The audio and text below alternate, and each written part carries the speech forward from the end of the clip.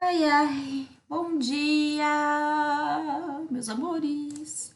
Confesso que o meu repertório de bom dias está ficando limitado, porque eu conheço três músicas que falam sobre bom dia e todas elas são da Galinha Pintadinha, né? Porque minha sobrinha me obriga. Quem tem criança em casa sabe o que eu tô falando, né? Galinha Pintadinha, Patati Patató, não é o nome disso, parece, é outro nome. Mas enfim, Mundo Bita, tudo isso daí, vocês têm que saber, porque o mundo infantil nos obriga, né? E eu, como sou tia, tenho que aprender esses troços. Vocês não têm nada a ver com isso, né? Bom dia, meus amores. Eu espero que vocês estejam bem.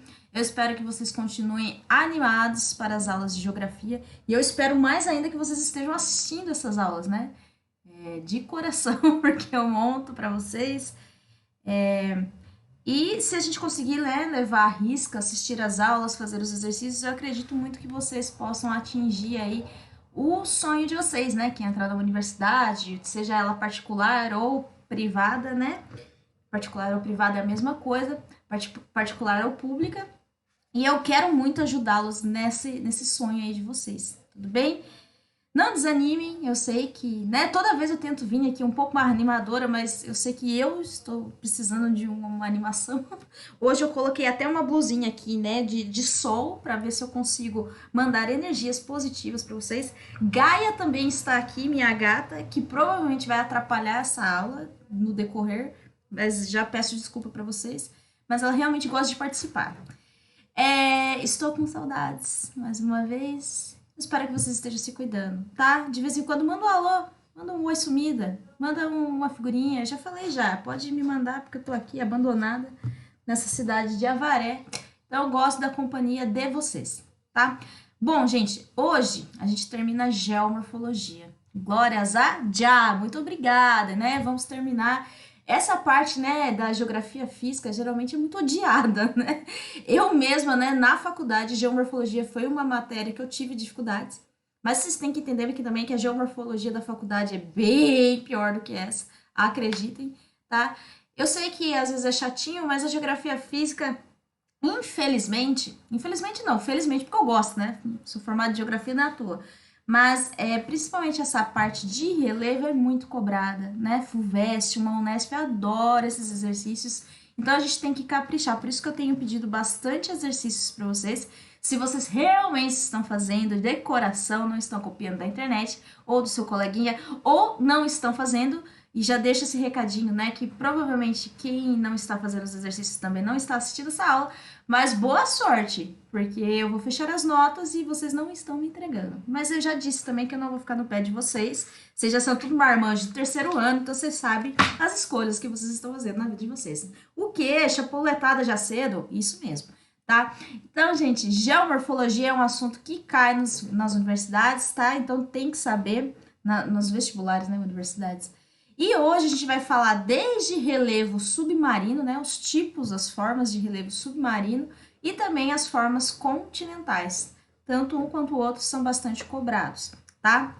Então, só recapitulando para vocês, né, a gente viu no decorrer aqui dessas aulas, né, geomorfologia e um pouquinho de geologia, tá? E geologia é o estudo da estrutura, né? Estrutura rochosa. Então, por exemplo, se eu olho para uma montanha, eu saber classificar o tipo de rocha que tem ali, se aquilo ali é uma montanha, se é um escudo cristalino, se é uma bacia sedimentar, por exemplo. Isso é o estudo geológico.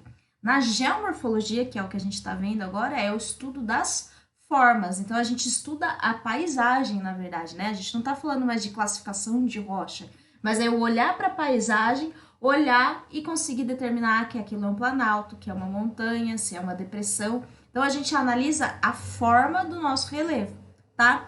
E a gente viu no decorrer das nossas aulas que para fazer essa análise, a gente sabe que duas forças atuam aí no processo de formação do relevo, que são os agentes endógenos e os agentes exógenos, né? Os agentes endógenos, tectonismo, o principal agente endógeno de construção de relevo, né? A movimentação de placas, agentes endógenos, tectonismo, abalos sísmicos, terremotos e vulcanismo.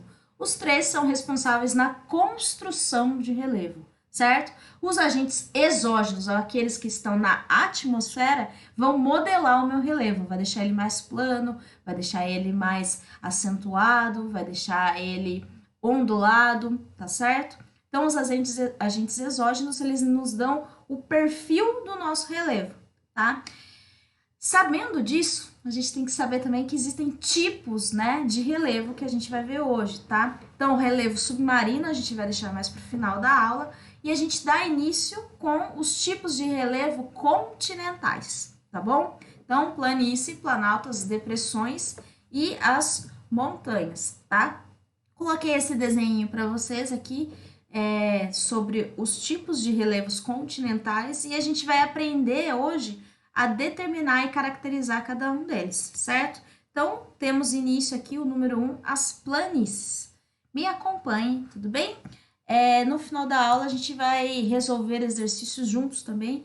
E se tiver dúvidas, eu estou sempre disponível no WhatsApp, tá certo? Pode me mandar áudio, pode me mandar escrito, pode fazer mímica, faz o que vocês quiserem, mas me mandem dúvidas, por favor, tá? Vamos lá. Quando a gente fala de relevo, gente, a gente está falando também de altitude, né? É muito comum a gente comparar aí mapas de fotos, imagens de relevo, junto com o mapa de altitude ou os mapas hipossométricos, tá? Dentro da geomorfologia brasileira, vocês provavelmente, né, já viram ou vão ver com o Hayashi, existem classificações do relevo brasileiro, tá?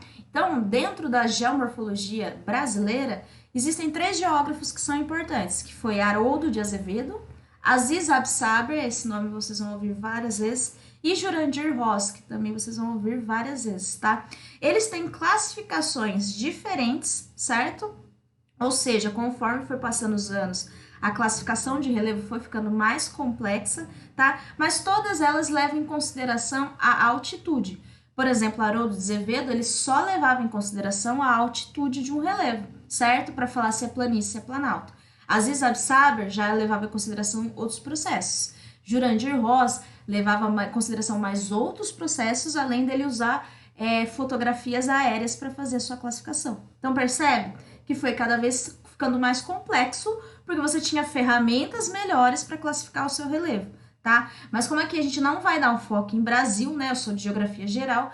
Então, o que eu tô querendo dizer, né? Que a altitude, ou seja, em relação ao nível do mar, tá? A altitude é a distância do nível do mar até o topo do seu relevo, tá? Então, a altitude sempre ela é considerada em relevos, tudo bem? Então, quando eu falo aqui em planície, ele é o relevo mais baixo de todos. Ou seja, são as áreas mais planas e baixas, são aquelas mais próximas do nível do mar. Concordam comigo? Se o nível do mar é o meu marco zero, né, aonde eu começo a contar a altitude, e a planície é a minha área mais baixa de relevo, então vai ser aquelas áreas mais próximas do nível do mar, tá certo? E as mais baixas de todas. Professora, a depressão não é a mais baixa? A gente já vai chegar lá, tá certo? Mas a depressão você tem que analisar o entorno, tudo bem? Mas a gente já chega lá, tá? Então, ó, relevos são as áreas mais baixas, mais próximas do nível do mar, e elas sofrem muito com o processo de sedimentação, tá? Ou seja, o processo de acumulação de sedimentos é maior do que o processo de erosão. Não entendi. Então, ó, olhem aqui esse esqueminha que eu coloquei para vocês, né? Então, a gente tem o perfil de um relevo aqui, né? Ó, aqui é uma área mais alta e aqui é uma área mais baixa, tá? E o que que tá acontecendo com essa rocha aqui, ó, que ela é mais alta, tá? Esse perfil aqui que ele tem maior altitude. Ele tá sofrendo processos erosivos. Lembra que a gente comentou, né, na outra aula, que ocorre aqui alguma força atuando nessa rocha, pode ser chuva, vamos colocar chuva, tá? Tá chovendo, chovendo, chovendo nessa rocha e tá desgastando. E o que que tá acontecendo aqui? Esse desenho tá ótimo, por sinal, né? Essa rocha tá sendo desgastada e liberando aqui sedimentos, tá? Esse sedimento vai ficar estacionado aqui? Não, por quê? Porque existem N forças atuando nessa rocha aqui. Então, esse sedimento ele pode estar sendo carregado pela chuva mesmo, pode estar sendo carregado pelo vento, por algum animal que passou aqui e levou esse sedimento, tá? Então, os tipos diferentes de processos erosivos aqui que carrega esse sedimento, tá? E esse sedimento, né, de acordo com a lei da gravidade, a tendência dele ir sempre para as áreas mais baixas, tá? Então, aqui, ó, é uma região que sofre muito processo de erosão, processo erosivo. E essa região aqui, ó, o que está acontecendo? Acumulação, tá? Então, esse processo de sedimentação ou acumulação aqui faz com que essa seja uma área de planície, tudo bem? Então, aqui, ó, onde ocorre processo erosivo e aonde acontece processo de deposição de sedimento. Então, nas planícies é muito mais comum ocorrer esse processo aqui, ó, de deposição do que de erosão, tá? Dentro de planícies, amores, vocês têm que saber que existem algumas classificações, tá? Então, existem planícies costeiras ou litorâneas, planícies fluviais, que estão em relação a rios, tá? E planícies lacustres, que é em relação a lagos, tá? Vamos ver um exemplo de cada uma delas? Então, as planícies costeiras ou litorâneas é o que a gente conhece como praia, tá? Como que esse sedimento chegou, né? Esse banco de areia foi formado aqui? Porque houve deposição desses sedimentos aqui, certo? Provavelmente em outro lugar do mundo aí, esse mar fez o quê? Fez com que ocorresse ali o intemperismo, né? Ou seja, o mar atuando naquela rocha, desgastando aquela rocha, esse sedimento ele foi liberado ali no mar e, portanto, a partir da erosão marinha, ou seja, o mar carregou esse sedimento até outro lugar, certo? Então, a erosão marinha trouxe esse sedimento até aqui e se depositou, tudo bem? Então, planície litorânea nada mais é que os bancos de areia, que são as praias que a gente conhece, tá bom? Planície fluvial, como eu falei para vocês, é em relação a rios, tá? Vocês podem encontrar também, gente, planície aluvial, tá? Eu acho que às vezes isso que pega um pouquinho em geografia, que as pessoas ficam bravas, principalmente em geografia física, né? Que a mesma coisa pode ter nomes diferentes. Se bem que a biologia tem trocentos nomes e ninguém reclama, né? Então parem de reclamar. Então, o que acontece, gente? Planície fluvial ou aluvial são a deposição de sedimentos nas margens dos rios, tá certo? Então, são sedimentos formados aqui pela erosão do rio, a erosão fluvial, tá? E é muito interessante também que às vezes cobram, né, nos vestibulares, e a gente vai fazer uma questão disso mais tarde, tá? Que isso daqui, gente, nada mais é que o leito maior do rio, tá? Como assim, professora? O que é leito do rio? Leito do rio é onde o rio passa, tudo bem? Só que esse leito, vocês concordam comigo que ele pode variar durante o ano? Principalmente se for uma área aí que tem mais seca, tá? Então, nos meses de chuva, esse leito ele vai ficar muito maior, tá? Porque pode ser chamado também de planícies de inundação. Esse rio, ele aumenta, né, o volume dele e por conta disso, ele tem o seu leito expandido, então um leito maior. E nos meses de seca, o volume do rio diminui, então a gente fica aqui com esses bancos de areia, tá? Isso aqui, gente, é muito discutido, né? É importante discutir em áreas urbanizadas, né? Porque às vezes as pessoas acabam morando muito próximos de rios, que são áreas de planícies de inundação. Então chove muito, o que acontece com a casinha do brother que tá aqui? Inunda, né? Então é importante você ter a gestão urbana aí para não deixar essas pessoas morarem em áreas de várzea, que a gente fala, tá? Porque além de você ter um dano ambiental, né? Você tá tirando provavelmente a vegetação nativa que tá ali, você também vai ter danos sociais, né? Porque a sua casa vai ser inundada, você vai perder as suas coisas e por aí vai, tá? Então, planície fluvial ou planície aluvial. A Pro esqueceu de colocar aqui, por favor, acrescentem aí no caderno de vocês. Tá?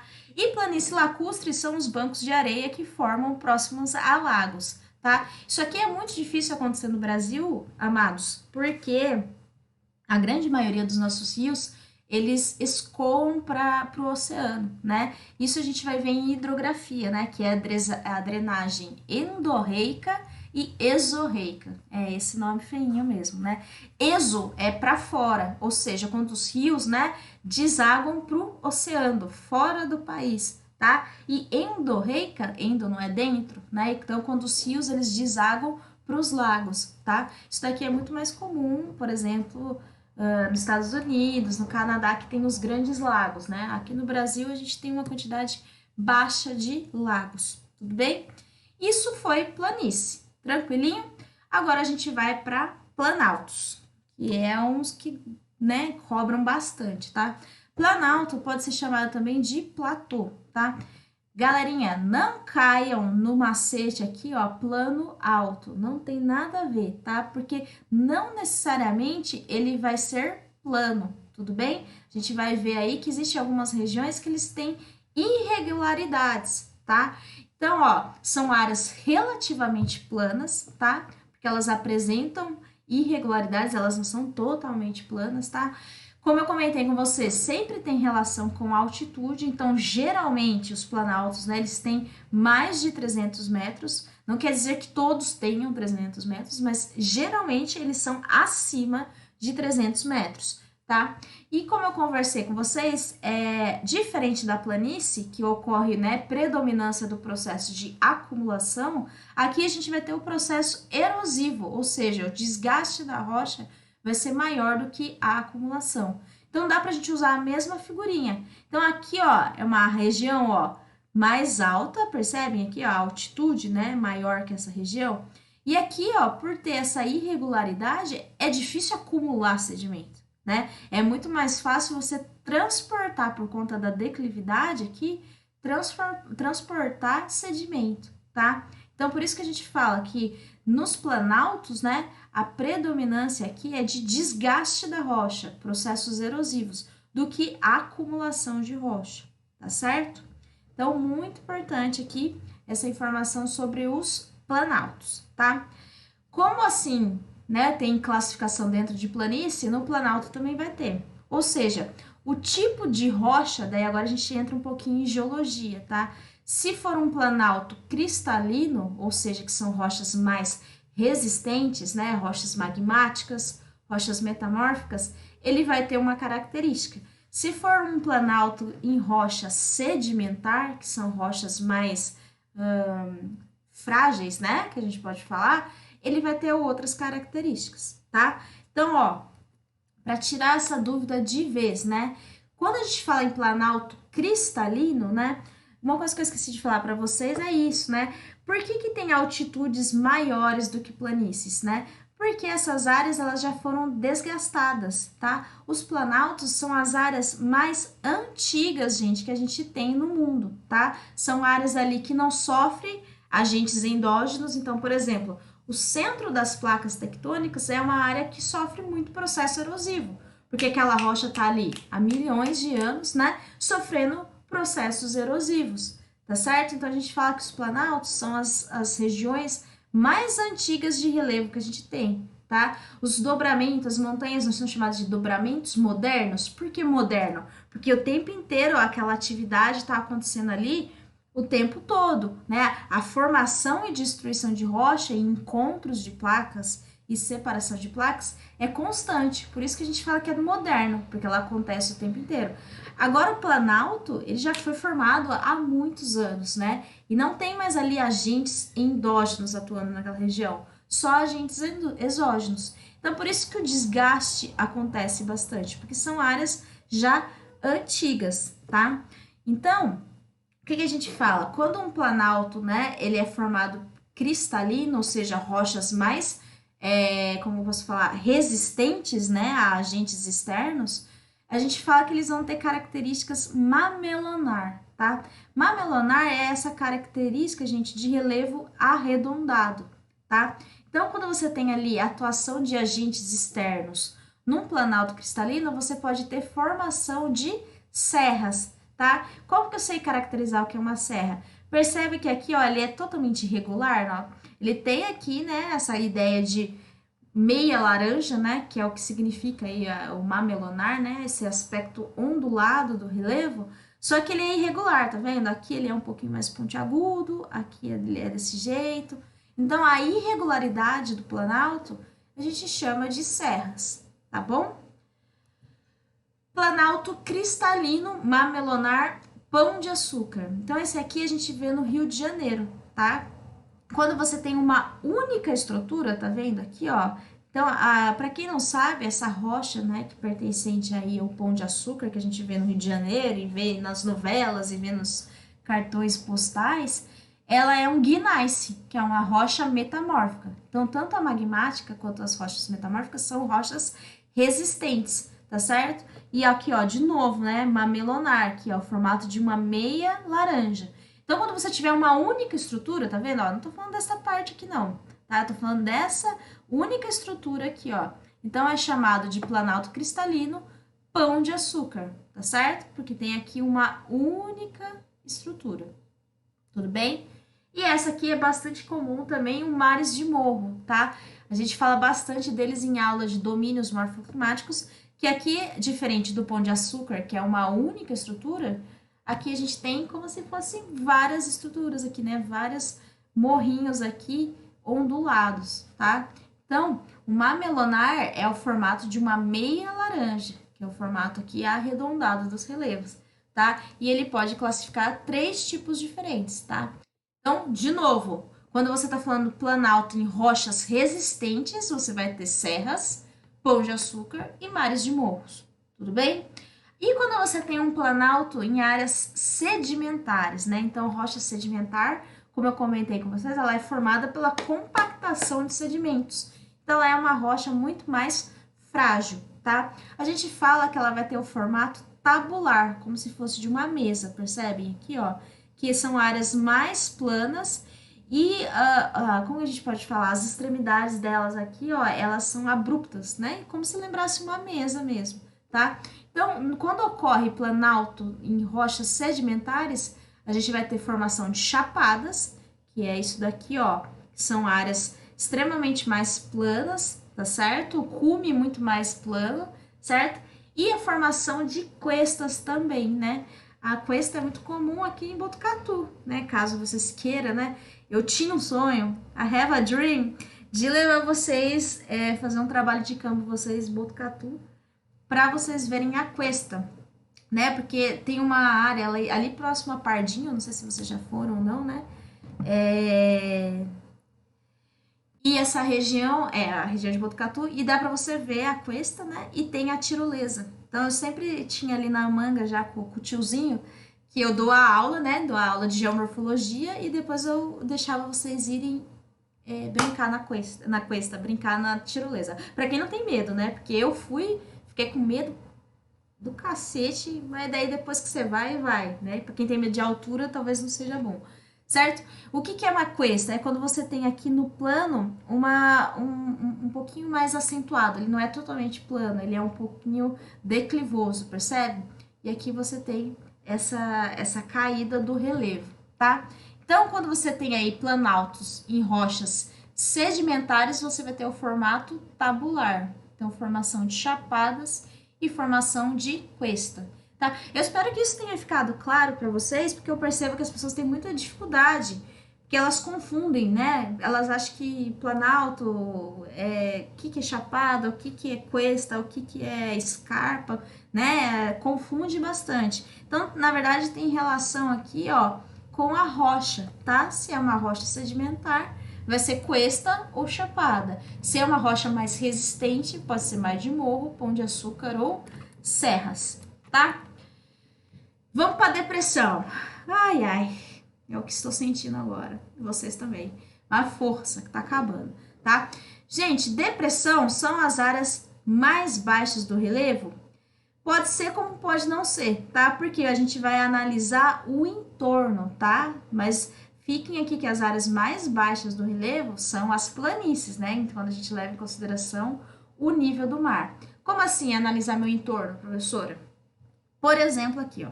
Aqui a gente tem uma área de depressão, percebe?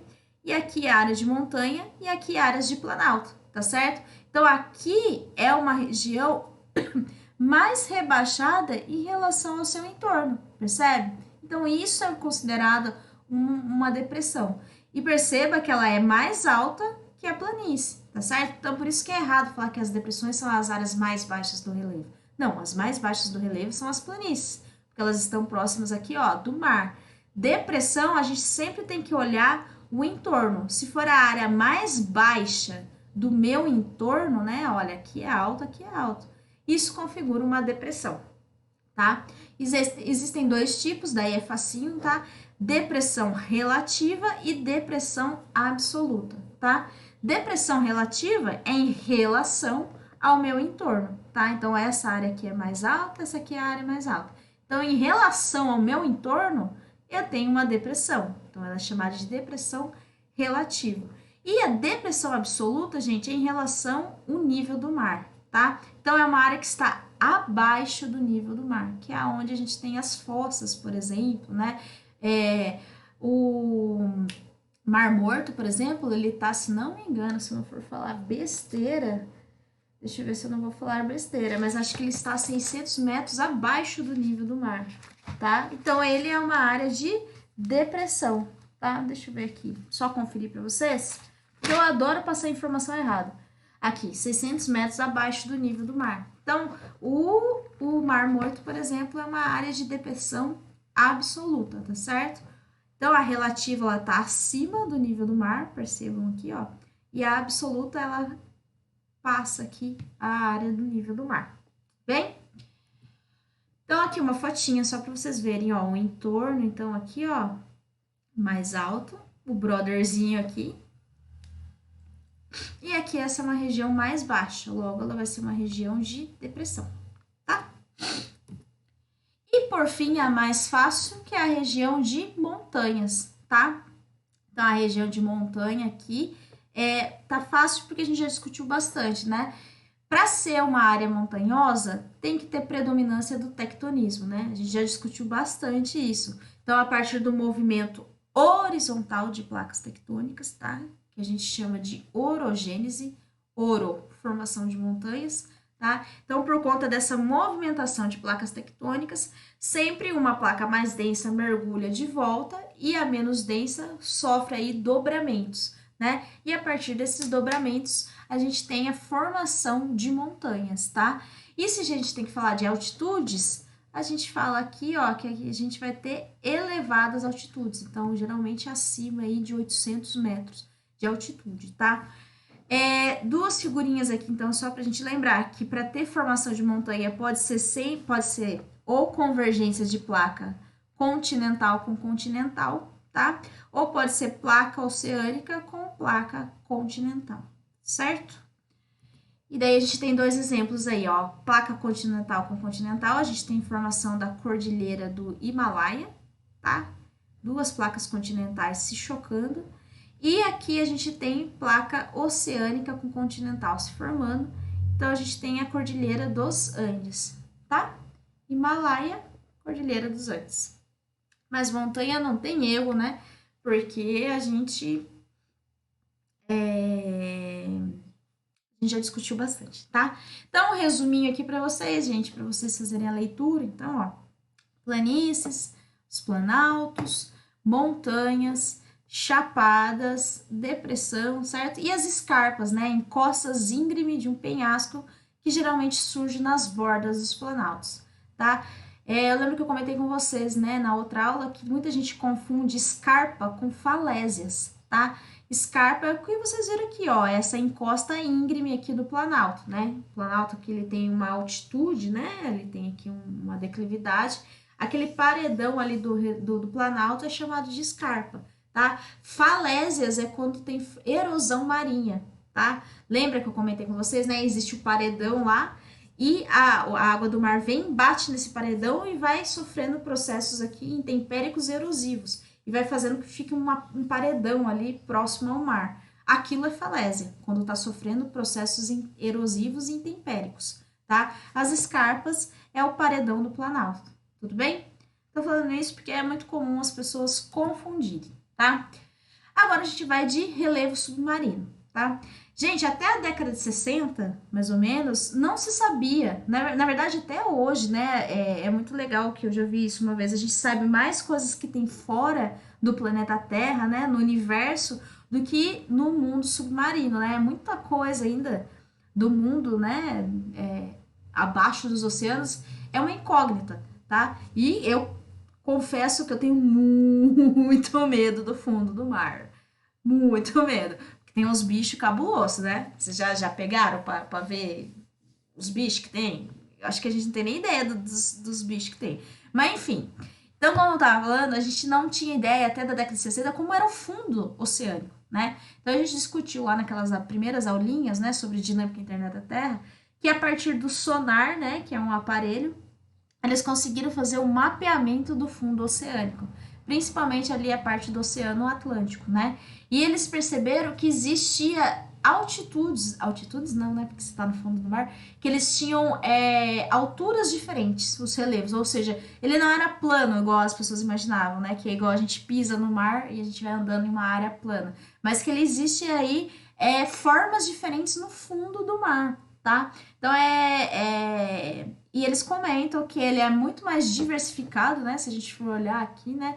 O perfil do relevo submarino, ele é muito mais diversificado que o continental, se a gente for ver, tá?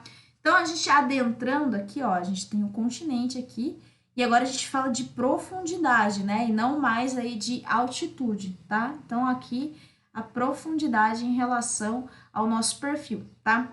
Então, a gente tem o continente aqui, né? A gente chega na primeira forma de relevo submarino aqui, que a gente chama de plataforma continental, tá? Essa área aqui é a primeira área que encontra quando a gente entra no oceano, certo? Então, essa área aqui, ela ainda tem muita acumulação de sedimento, né? Por estar muito próximo de continente. E também a incidência solar entra bastante aqui nessa região ainda, tá? Na plataforma continental, amores, é onde a gente tem a extração, por exemplo, de petróleo, tá? Que são as nossas bacias sedimentares aqui. Então, esse acúmulo de sedimentos aqui, agregado com matéria orgânica, faz com que a gente produza combustíveis fósseis, tá? Então, a gente tem bastante exploração de petróleo, principalmente nessa região, tá? Passada a plataforma continental, a gente vai ter o talude, que é uma região de maior declividade e que vai ficando cada vez mais profundo, tá certo? As bacias oceânicas a gente chama também de planícies oceânicas, tá? Que é onde a gente vai ter também as áreas mais profundas do relevo submarino, certo? Dorsal oceânica é importante, lembra como que elas se formam, né? As cordilheiras, né, no fundo do mar. Na verdade, a maior cordilheira que existe, né? O que é cordilheira? Eu esqueci de comentar com vocês ali na outra aula, mas as cordilheiras é o conjunto de montanhas, certo? E a maior cordilheira que a gente tem, né, do mundo, ela está no fundo do mar, que é a cordilheira mesoatlântica.